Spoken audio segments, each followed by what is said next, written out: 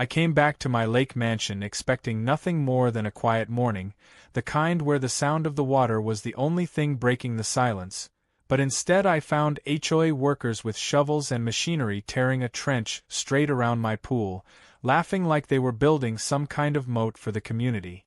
Their leader, the HOA president everyone called Karen, stood there in sunglasses with a clipboard, smirking like this was her personal victory parade.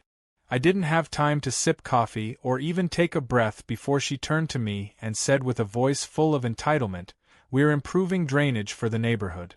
Your pool was never really just yours." That was the moment I knew this wasn't going to be some neighborly dispute, it was a battle, and the thing she didn't realize was that every second of her arrogance was being caught on my hidden cameras. Drop a comment below with where you're watching from and what time it is, because this is the day I found a trench dug around my pool by people who thought they owned me. When I first bought that mansion on the lake, it was for peace and for dignity. I didn't need status or prestige. I just wanted a place where I could fish at dawn, swim at noon, and sit by the water at dusk without a single interruption. My family had invested years into securing this place, and to me the pool wasn't just a pool, it was the heart of the property, the shimmering reminder of why I worked so hard. The land had history. It was grandfathered before any HOA rules existed, which meant it was mine, untouched, unbound by their imaginary jurisdiction. But that didn't stop Karen from showing up with her smug sense of superiority and her talk of community progress. To her, my pool wasn't a private retreat, it was a prize she wanted to claim for herself and her little board of followers. The way she acted that morning said everything about who she was. She didn't ask, she didn't knock, she didn't even acknowledge that trespassing mattered. She barked orders to the workers like a general at war, pointing with her clipboard and saying things like, "Make it wide enough, we'll need access for the community landscaping trucks." She looked over at me with that half-smile, as if daring me to stop her. I kept my composure because that's who I am. Losing my temper wasn't going to save anything, but letting her bury herself with arrogance just might.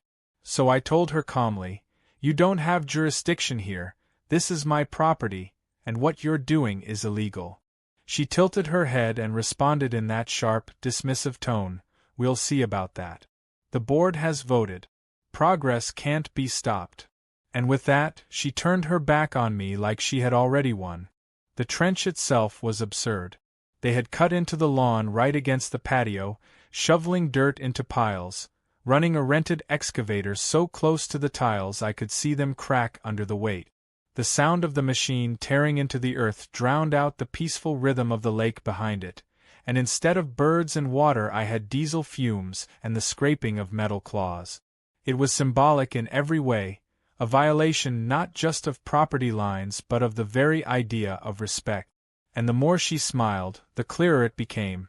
She wasn't just trying to change my pool, she was trying to humiliate me in front of anyone who cared to watch. What she didn't know was that I had already been preparing for something like this. I'd heard the whispers when I first moved in, the warnings that Karen didn't take kindly to newcomers who refused to bend to the HOA. The moment I unpacked, I had installed hidden cameras on every corner of the property, not because I was paranoid, but because I believed in evidence. Words can be twisted, memories can be denied, but video doesn't lie. And so every scoop of dirt they lifted, every arrogant phrase she uttered, every trespassing footstep across my lawn was being recorded in high definition. I walked the perimeter calmly, almost like I was inspecting a project I had commissioned, while inside I was already counting the ways this would backfire. The workers didn't even look at me, which told me she had convinced them this was all sanctioned, that she had real authority. It was laughable, watching grown men and women follow orders without asking a single question about permits, about ownership, about legality. Karen had wrapped them around her finger, and I knew eventually they would turn on her once the truth came out. For now I let them dig. Sometimes letting your enemy believe they're winning is the best way to ensure their downfall is complete. When the trench wrapped fully around the pool like a scar on the earth, Karen finally turned to me again and said, Now it looks like it belongs to everyone, don't you think?" The words dripped with arrogance, as though her vandalism had turned into some kind of communal art piece.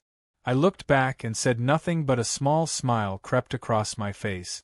She mistook it for surrender, but in reality it was the look of someone who had already won, someone who knew patience would serve better than rage. Neighbors began to peek over fences, curious about the noise, and Karen raised her voice deliberately so they could hear. "We're making improvements for the good of the community. No more selfish displays of wealth." She gestured toward my pool as if it were a public offense instead of my private sanctuary. A few neighbors nodded uncertainly, others whispered among themselves, but nobody dared challenge her authority. She thrived on that silence, that hesitation.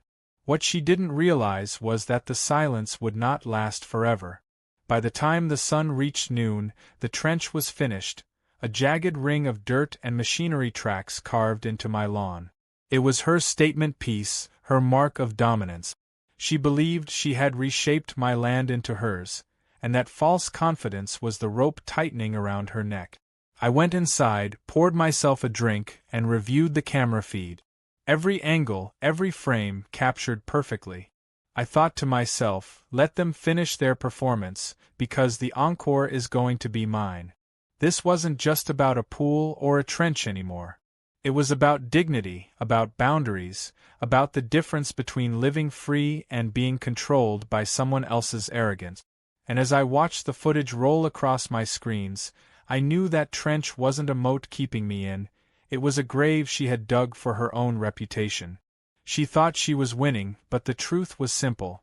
She had already lost, and the only person who didn't know it yet was her. The days after the trench incident were like a slow drumbeat of arrogance, each hour bringing some new reminder that Karen and her HOA cronies weren't going to stop with one act of vandalism. The first sign came in the form of an envelope taped to my front gate, the paper inside stamped with the HOA logo, demanding immediate payment of fines for what they called non-compliant pool structures and failure to allow authorized community improvements. I laughed when I read it because I knew, and they knew deep down too, that their authority stopped at the property line. Still, I kept the letter. Evidence is gold in battles like this. Karen's tactic was clear. Drown me in paperwork and intimidation until I broke. She probably thought I'd fold under pressure, but what she didn't understand was that patience and documentation were my best weapons.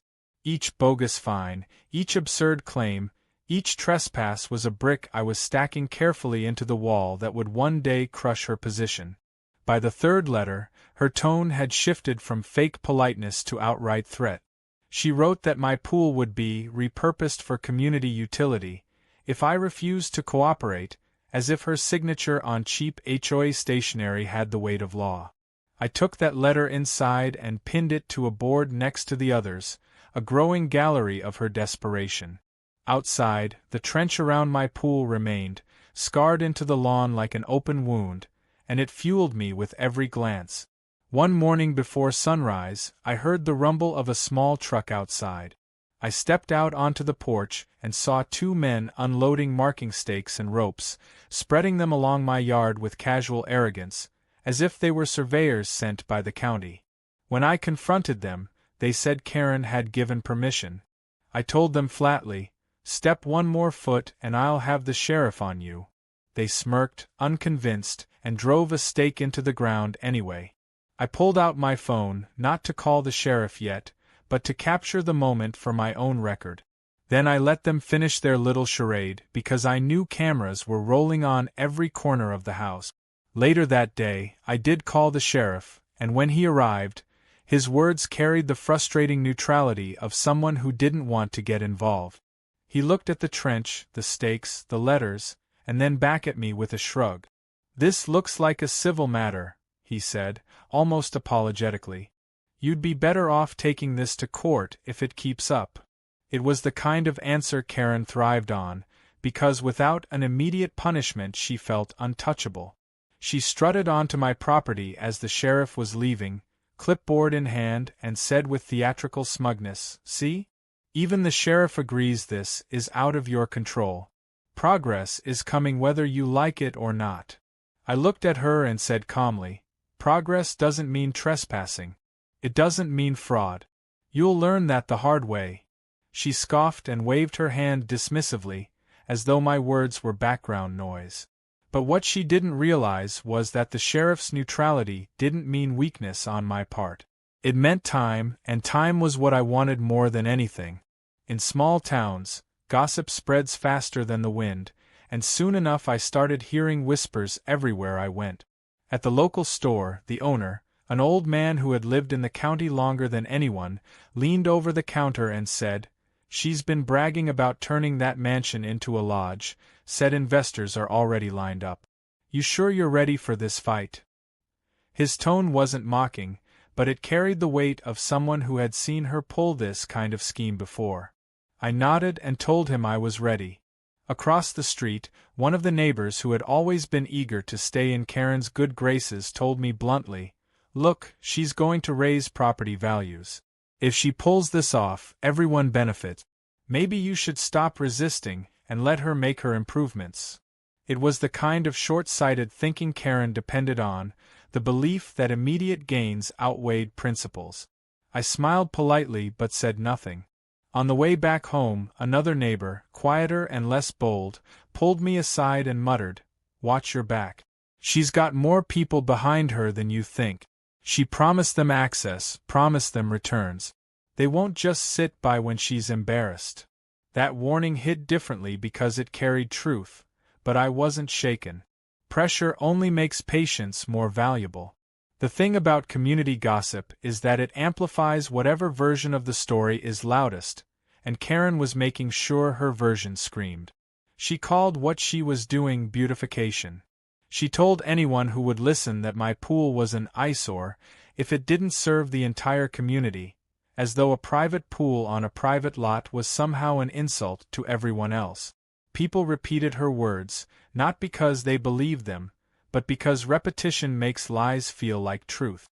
I didn't argue with them, didn't defend myself in the streets or at the store. I let Karen's arrogance echo louder, because the louder it became, the harder it would crash when the evidence came out.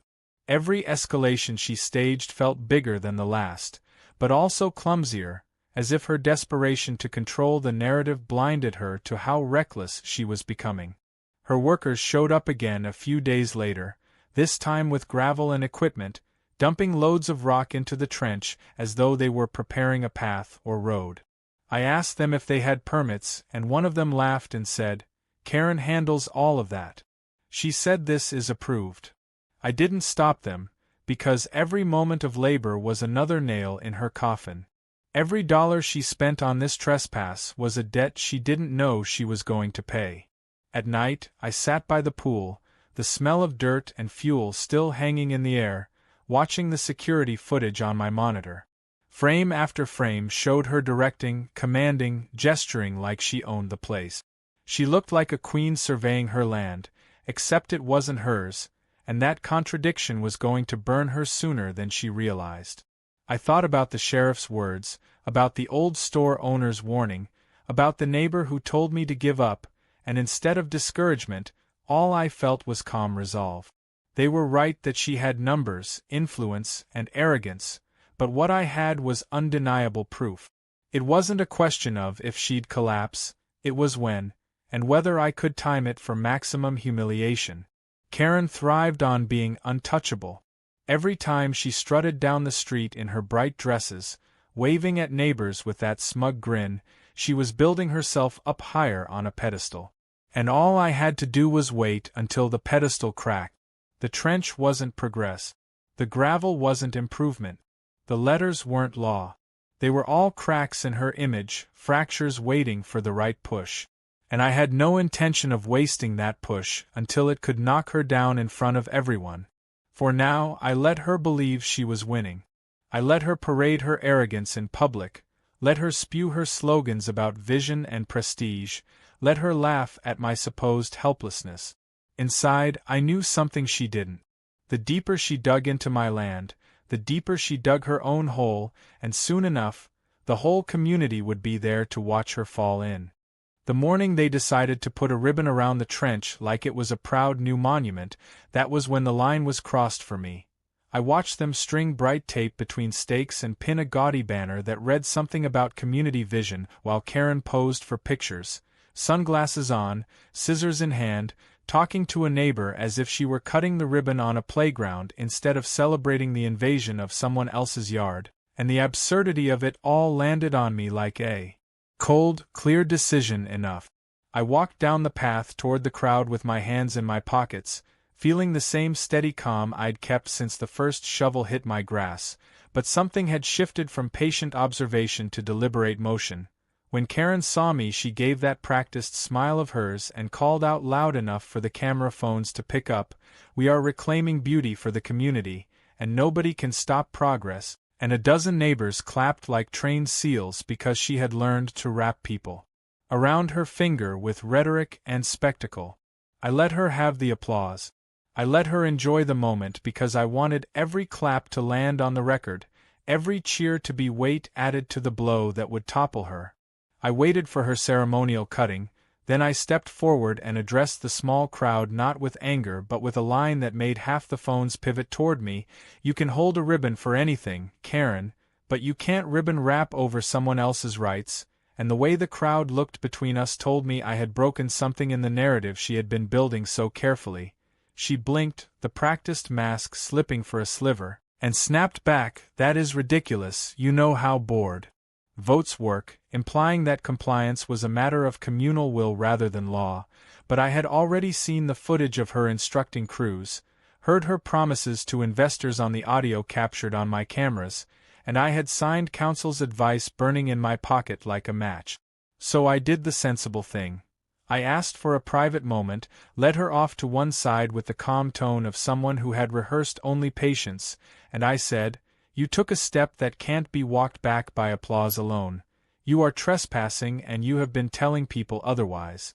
She laughed the kind of laugh that pretends danger is a punchline and said, "Are you threatening me now?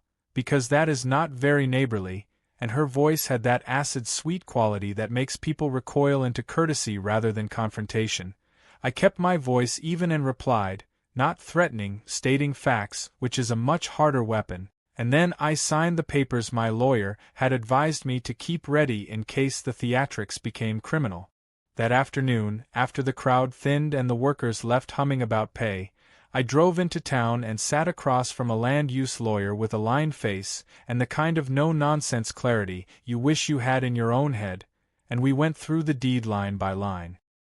He explained it plainly, that property was grandfathered out of the HOA when the subdivision lines were drawn, the covenant you signed predates the amendment they claim, and unless the board can produce specific county permits that show jurisdictional authority, they have no right to alter your land. And those words shifted the geometry of the entire conflict in my mind, because it meant there was an institutional lever I could pull, a second tide to roll in after the cameras washed away the veneer.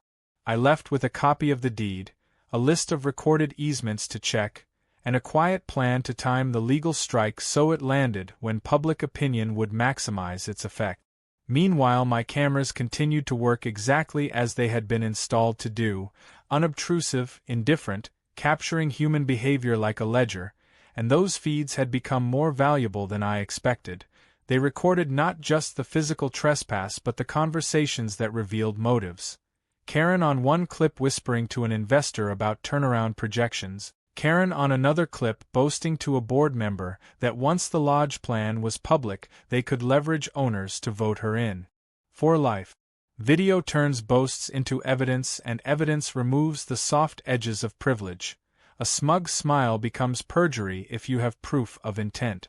So my plan was twofold and deliberately theatrical.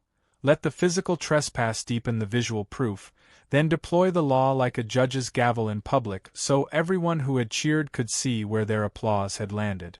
I also met with the old store owner and the quiet neighbor who had warned me. The store owner handed me a ledger of town gossip and small favors Karen had traded like currency, and the quiet neighbor told me he had contacts at the county office who might verify the permit claims without giving away my hand. Community is messy and sometimes that mess is your ally if you know which threads to pull. I did not want confrontation in a back alley. I wanted the confession in front of the crowd, the kind that cannot be dismissed as bitter gossip. 4 days I mapped the timing. The best moment would be when she felt untouchable, when her followers had the most evidence of her assumed right to act. There is a cruel arithmetic to pride. The more a person invests in the performance, the harder it is to accept being unmasked. I rehearsed nothing out loud because rehearsals have a way of smelling like fear. I only polished the facts, arranged the footage, and coordinated quietly with my lawyer about how to make an evidentiary presentation that would read like a story the public could follow. Timeline, recordings, financial promises, and deed. In my head the imagery was already arranged for maximum clarity. Show the trench being dug, cut to audio of Karen promising access to investors, cut to social footage of her enjoying the ribbon cutting, then overlay the deed that said property lines belong to me and not to them. That sequence is simple, logical, and devastating. It leaves no room for rhetorical gymnastics because video and paper are physical things the mind trusts more than a smiling mouth. I also thought about Sheriff Mitchell, who had been politely neutral, and I decided that the sheriff would not be my enemy if the facts were undeniable. Law enforcement does not like to be surprised, and handing him a clean, undeniable package with chain of custody intact would let him act without the cowardice of uncertainty. So I scheduled a meeting where the sheriff, the lawyer, and I could be present, and I prepared a public invitation to the board under the guise of a community meeting so the audience could be there to witness the unraveling. The trick was to make it feel inevitable. Not a trap sprung out of malice but a corrective sequence that simply followed the logic of evidence. There is a certain moral satisfaction in letting someone trip over the structure they built for others. If your foot catches on your own scaffolding, the fall is both literal and deliciously metaphorical. I did not tell anyone I planned to play the footage at the meeting. Secrecy mattered because spectacle loses power if expected. All I let slip was a hint in conversation when a neighbor asked if I would ever press the issue. I said, I prefer proof over promises, and that small line was enough to let gossip bloom without giving away the punchline. In the quiet hours before the meeting I checked each camera, verified timestamps, synced audio files, and rechecked the deed language until the letters looked like a defensive armor I could hold up in front of a crowd. I did not want theatrics that felt like revenge, only a clinical unveiling that exposed the truth and let the community choose which side of history they wanted to stand on. Karen had escalated the conflict into public theater. I intended to turn that theater into a courtroom of public opinion where her lines would be read back at her in the clear light of evidence. And when the moment came, I imagined the cameras that had been watching her would finally hand their testimony to her audience, and the audience would have to reconcile the woman who promised progress with the woman who had quietly built a scheme on someone else's land.